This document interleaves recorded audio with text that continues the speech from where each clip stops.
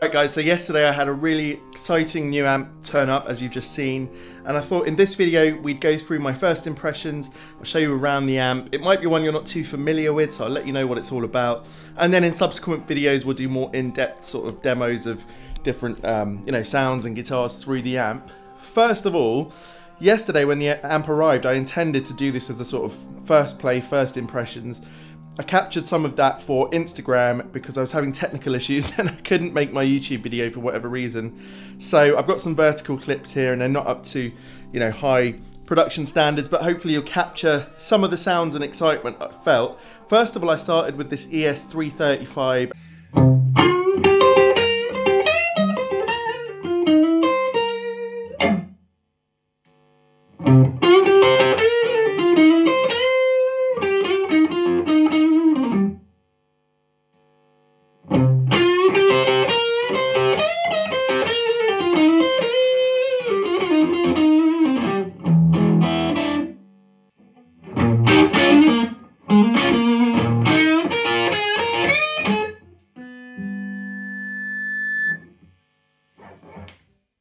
So as you see, this amp is called the TS1, which I believe stands for Tone Secret. It is essentially Two Rock's most faithful Dumble amp. It's a sort of overdrive special amp, and it's also notable for not having any reverb, which all the other big Two Rock amps, the Silver Sterling Signature, the Classic Reverb Signature, the Bloomfield Drive, they're all famous for this fantastic massive reverb. And for that reason, I think it's put a lot of people off this amp. But I was intrigued because, first of all, I have other amps with amazing reverb. The Classic Reverb, the Magnetone back there, the old Vibrolux down here, and the Rift Ainsley Lister there. I've got plenty of good reverb around, and I'm also doing a lot of playing recently with slapback delay and not much reverb. So for me, it's not such a big issue. And the other thing is, this is a cascading gain amp. So the Classic Reverb is not cascading gain. It's more of a single channel amp with different gain structures. The TS1, like the Bloomfield Drive, is cascading gain, meaning it's one channel, and it's two channels. So there's a lead channel, but the gain corresponds from the clean channel through the lead gain through the lead channel. It's a particular way of doing it which gives you that real Dumble sort of situation. And I had this in the Bloomfield Drive, but always struggled to get the sounds I wanted out of that. And this is essentially a hotter amp, and I feel straight away that it's just got more presence, more compression, it's a bit more supple, and yet it's still tight and not over compressed. Two Rock amps are all about standing out in the mix and having the sort of punch and sound that is going to get you through past any situation. So the reverb issue, how have I dealt with that? Well, this amp has an incredible effects loop with all sorts of options on it that I'll show you in more detail, but I'm running this Univerb pedal through. This is the J-Rocket Univerb. It was quite an expensive pedal, which Uni-Vibe type pedals do tend to be expensive, and this is an odd duck of a pedal because it's reverb and Uni-Vibe in one, and for a lot of people it doesn't seem to make sense, but for me, in this particular situation, it's perfect. It's giving me the reverb and also that Uni-Vibe that I can use, but putting it in the effects loop makes it feel like the amp itself has got reverb, and that solved that issue for me. So let's hear a Strat with some fuzz, and you know the fact that it's got reverb, and see what it sounds like. Again, it's that vertical sort of video.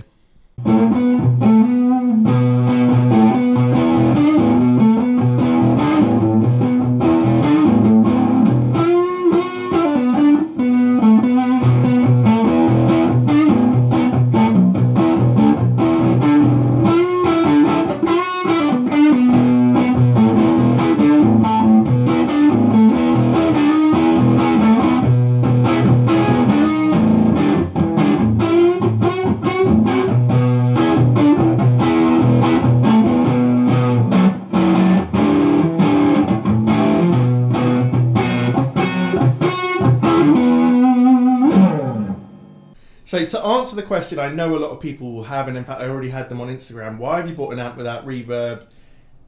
It's not an issue for me as such. Yes, in particular comparison to an amp with built-in spring reverb, you could feel that there's something different about it and not got the same sort of response as you get on those amps. But when you're playing it in isolation as it is and trying not to be too picky about it, it works just fine and the sound is huge. I think you probably heard that in there.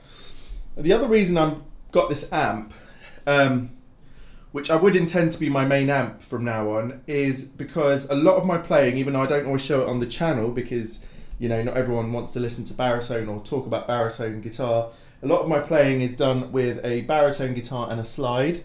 So I have this here.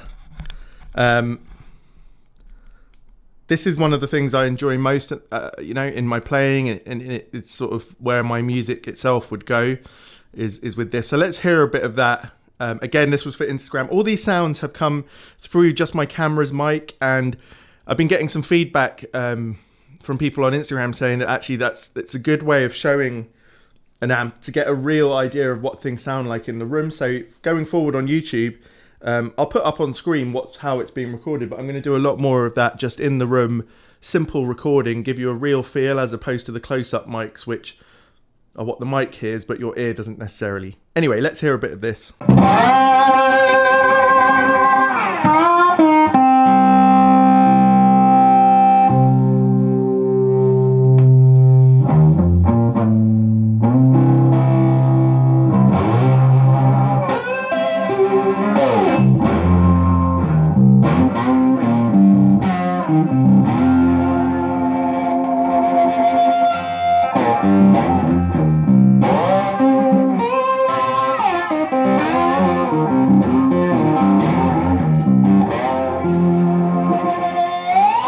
So I find this amp at the moment, whether I'm playing with humbuckers or single coils or with the baritone and the slide, it's giving me everything I need. It's full enough, it's touch responsive, it's dynamic, it's huge sounding, it's much, the master volume is much more manageable than on the classic reverb.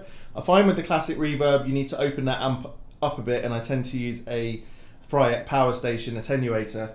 With this one so far, even though it's 100 watts and my CRS is 40 watts, I haven't had to use an attenuator with this at all, and it's not painful on the ears.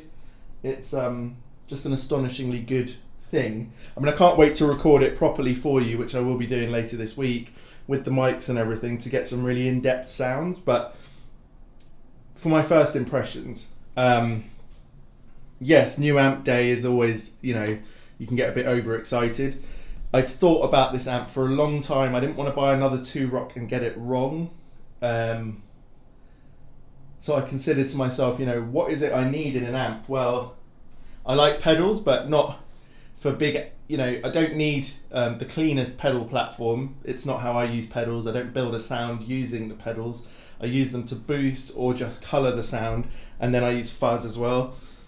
So the fact the TS1 hasn't got an absolutely neutral character like some other big pedal platform amps is great for me. It's got you could go without a pedal. It comes with this, which can put you in the lead channel, can bypass the tone stack, and you can use the FET as well. So you could use it without many pedals at all. It's got so much built into it, and you'll see that in the next couple of videos. The other thing is, the Bloomfield drive was always a bit pernickety to me. Setting it up was a bit of a challenge. With this one, I turned the amp on, and actually, apart from dialing out some bass, I just whacked the gain up and it just worked straight away. It worked so well with the fuzz pedal, which for this, the clips you've seen, I was using this SM Octave fuzz, which is a great fuzz. I also tried the Dominion, it was just as good. And I either used the Blues Power or the Jan Ray after the fuzz to sort of take it over the take it over the top, give it that compression and that sustain that I really enjoy with that. This is my pedal board at the moment. I sort of put it all back together with the G3. I'll take you through this in another video. But my first impressions are, if you're interested in Two Rock amps and you trying to think which one is the one for you, over the next month, we're going to compare it to the Classic Reverb. I did have a Bloomfield Drive for about 18 months, so I can talk in comparison to that. I want to compare it with the Magnatone because that's another amp that I got recently. And although they're completely different, they are both desirable, amazing amps that's worth checking out with beautiful clean sounds and lead tones.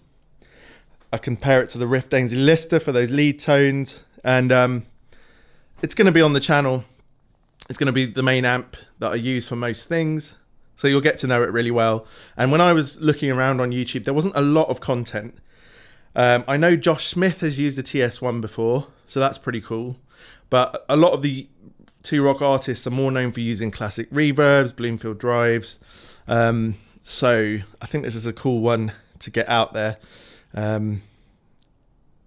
Yeah, and anyone else considering buying one, you're going to get some info off of me. Before I leave you for today, and I'll be back in the next couple of days with the next video, I wanted to make sure you're aware of my charity raffle. And in this raffle, you can win this very awesome HSS limited edition shell pink with maple fretboard Stratocaster, the Marshall Origin 5, this wonderful pink cable made by Mojo Cables. They don't normally make pink, and so they made it specially for the project, and actually it was a bit of a challenge for them. They've had to get this sort of mesh cover on there, which apparently was a bit of a job. And then also these two pedals here, the Protein and the Angry Rhubarb by Redbeard. Redbeard is actually Thor PFX's second company. So one person is going to win the amp, the guitar, and two pedals and the cable, and you just need to buy a raffle ticket or multiple raffle tickets. I'll put a link in the description for you to see that the money is going to breast cancer now through my fundraising project, the Pink Guitar Project. The raffle company automatically takes the money and gives it to them. And there are going to be loads more sales and raffles coming up in future. And somebody won from the first raffle, the Cherryatone Centura, and that's being sent off to them at the moment. So yeah, I hope you find that interesting. And let's just say I'm very glad that I got this amp on first impressions. It's worked with all the guitars I've thrown at it yesterday. I spent hours playing a Strat, my baritone, my Les Paul, my ES335, that Paul Reed Smith over there. Oh, this is also part of the project, this parts caster, which I relicked myself. And next week I'm going to a guitar making tuition place called the Boatyard Workshop, and they're giving me a lesson on how to set it up, so I can set it up nicely for you guys. If you're going to win it in the raffle, hopefully it'll turn up feeling like a professional guitar. Anyway, that's just a brief introduction to the channel for the TS1, and I'll see you very soon. Cheers.